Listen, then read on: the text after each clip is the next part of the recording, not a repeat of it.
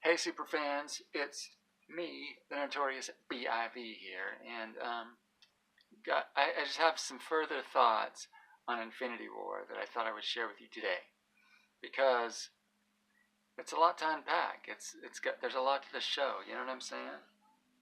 Anyway, um, I am your host, the Notorious B.I.V., and I thought first there are going to be some spoilers a little later, but you're okay for now. Okay, I'll let you know.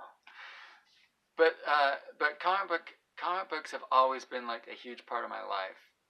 Um, even when I was a little kid, it's like I didn't read comics a whole lot. You know, I think I read my first comic at like when I was, I don't know, around 8 or 9 years old. But even before that, it was like comic books were everywhere. They were just like I would go in.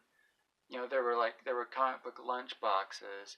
I would go in every time I went in a 7-Eleven or wherever. You know, there were like the comic book racks there.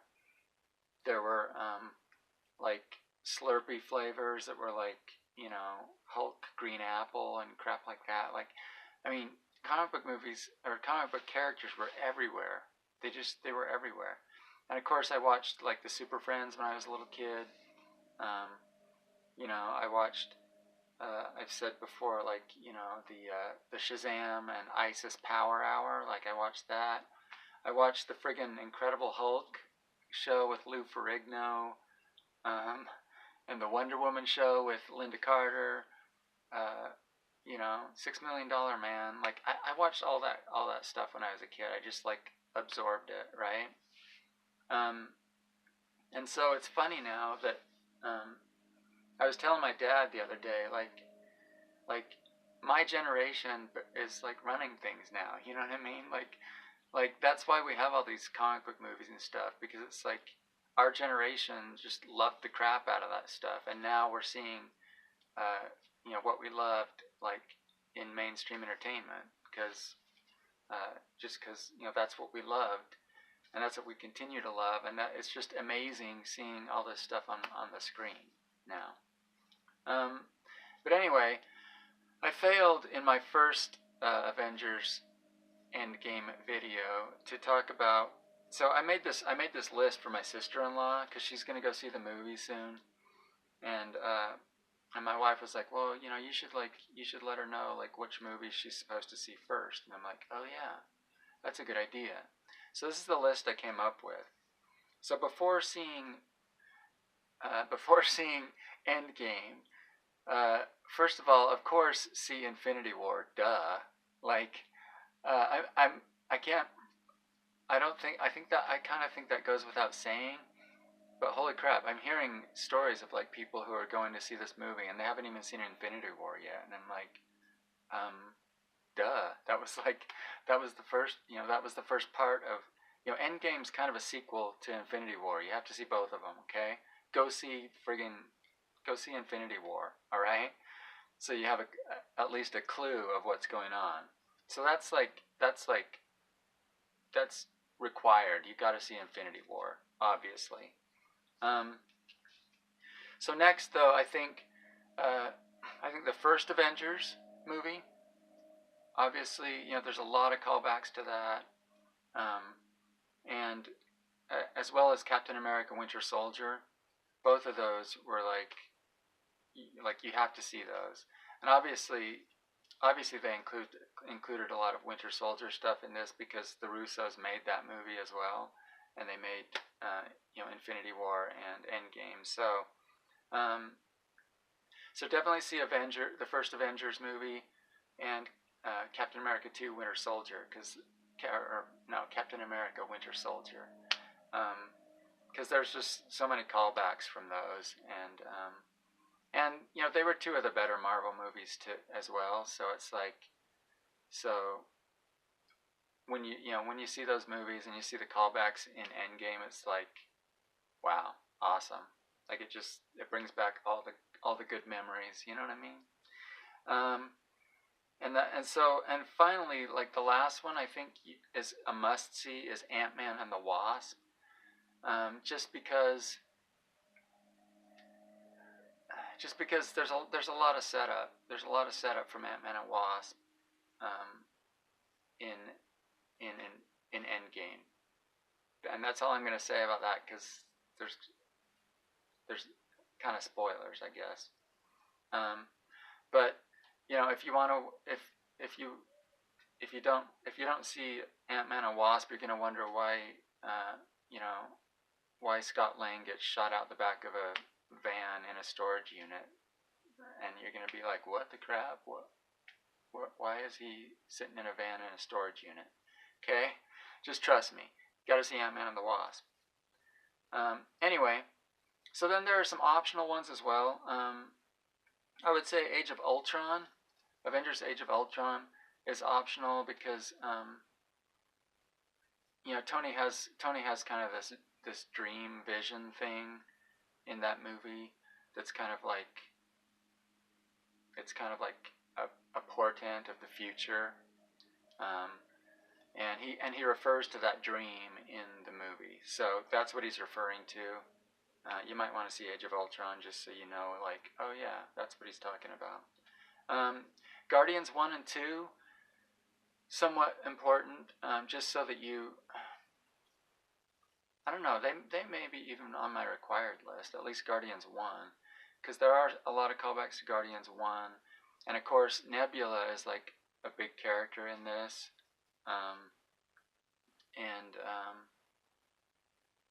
yeah, I would almost put Guardians 1 on the required list, actually, now that I think about it, because you get introduced to all of the Guardians of the Galaxy. There's a lot of powers. There's a lot of Infinity Infinity Stone stuff going on in that movie, and in Infinity War and Endgame, there's a lot of there are a lot of callbacks to that, to Guardians 1. So yeah, I would put Guardians 1. That's a must see. Guardians 2 is important, just so you get there's a lot of like Gamora and Peter Quill relationship building in that movie. So I would say that's important to see, just so you know kind of what their relationship is. And of course, Infinity War builds a lot on that relationship stuff of theirs too. But when you see, I don't want to get into spoilers, but their relationship is it's important in this movie as well. So, Thor: The Dark World. I can't really recommend it as a movie. I mean, as a movie, it was like, it was okay. But there are they do revisit a lot of elements from that movie in this one. So you probably want to see that. Thor Ragnarok is just like a friggin' amazing movie, so go see it just because of that. But there are some callbacks to Thor Ragnarok in this movie as well, and the Thor in this movie kind of follows directly from the Ragnarok kind of. In Ragnarok, they kind of reinvented Thor, and so in this movie, it's kind of like the continuation of the reinvented Thor.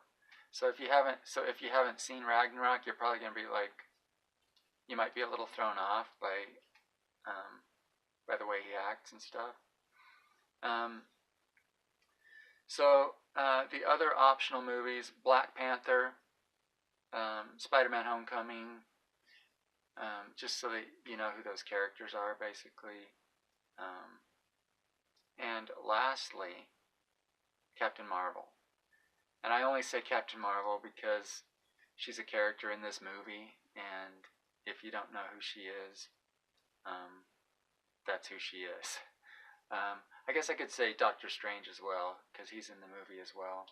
But I don't know, he's explained pretty well in Infinity War, and then in this movie. I think if you just saw Infinity War and this movie, Endgame, you don't really need to see Doctor Strange necessarily. But, it'd be good background. the Ancient One.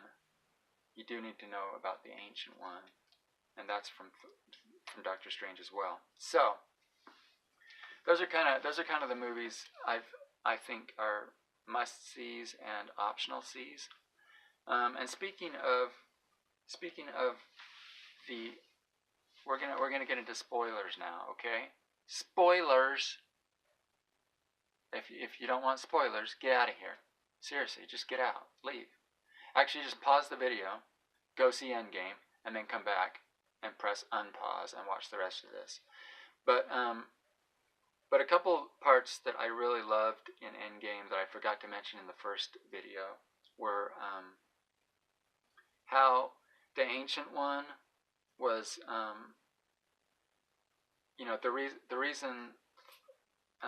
the reason Doctor Strange gives up the time gem in Infinity War is because that is what gets the Ancient One to give up the Time Stone in Endgame. And I thought, and that was way cool. That was like, oh yeah, that's awesome. When she suddenly realizes, oh wait, he just gave it up. Why? Why would he do that? Oh, unless he had a reason. And so then she gives the time gem up to Bruce Banner. I thought that was way awesome. And I did mention Thor in my first review, but I love the character of Thor in this movie. Like I said, it follows kind of on the heels of Ragnarok, but I really love like in the end battle scene when he's just like, he reminded me of like kind of the old grizzled warrior, who's maybe a little past his prime, but he's still got like one battle left in him. You know what I mean?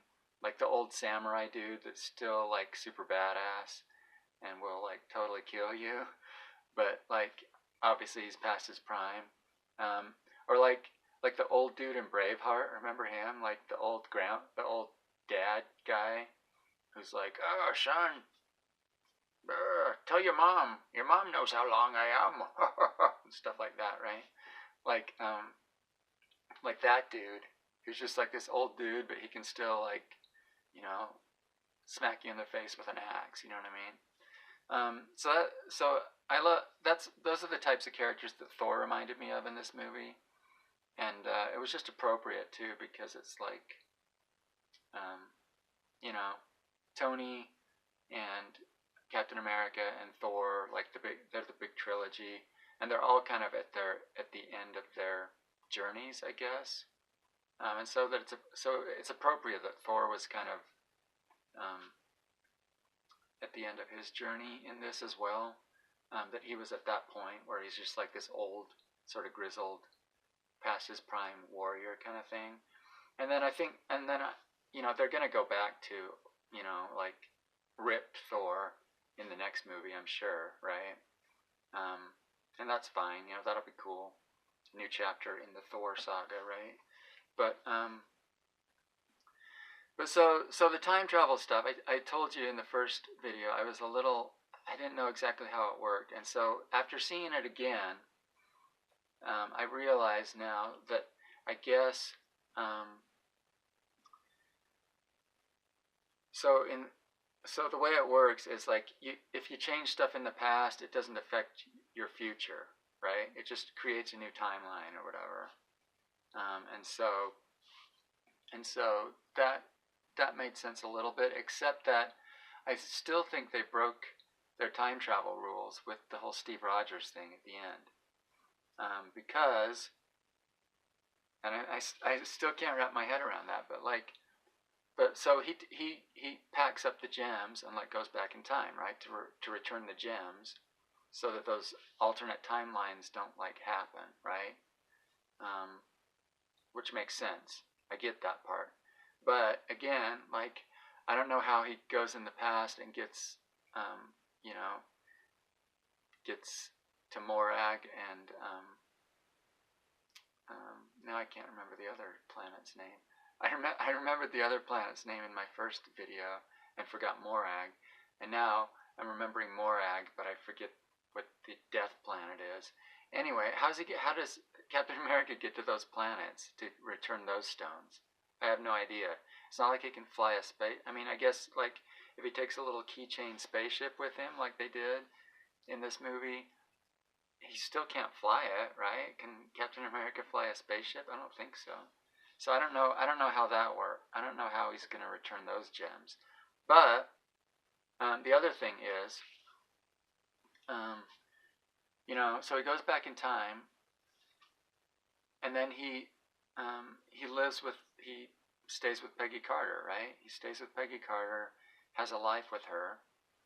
He doesn't come back through the time portal like they're expecting him to, right? He just lives.